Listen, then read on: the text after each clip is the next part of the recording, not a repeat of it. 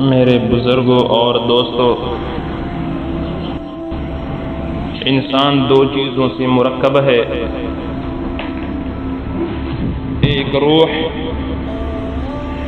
اور دوسرا جسم ہے۔ جسم کے تقاضے کچھ اور ہیں اور روح کے تقاضے کچھ اور ہیں۔ جسم کو بھی بھوک لگتی ہے اور پیاس لگتی ہے، روح کو بھی بھوک پیاس کا سامنا کرنا پڑتا ہے۔ جسم کی سیری اور سیرابی کا سامان اور ہے، روح کی سیری اور سیرابی کا سامان اور ہے۔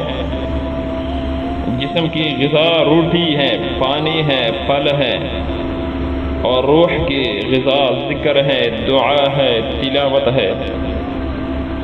جیسے جسم بیمار ہوتا ہے، روح بھی بیمار ہوتی ہے۔ جیسے جسم کی معالج ہوتے ہیں، اسی طرح روح کے بھی معالج ہوتے ہیں۔ آج کے انسان کی ساری توجہ جسم کو بنانے اور سنوارنے میں گزر جاتی ہے اور سنوارنے پر ہے۔ کوئی موٹا ہے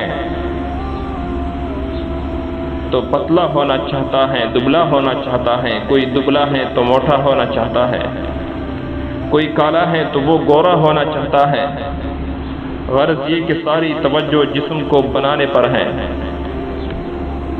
اس پر لاکھوں اور کروڑوں روپیہ خرچ کیا جا رہا ہے۔ جگہ جگہ ایسے سینٹر اور ایسے پارلر کھلے ہوئے ہیں جہاں جسم کو بنانے اور سنوارنے کا کام کیا جاتا ہے۔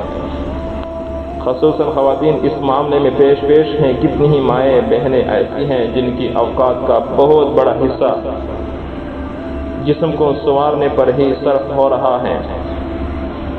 جسم کو بنانے کی تو ہر کسی کو فکر ہے، لیکن روح کو بنانے کی فکر کرنے والے انگلیوں پر گنے جا سکتے ہیں۔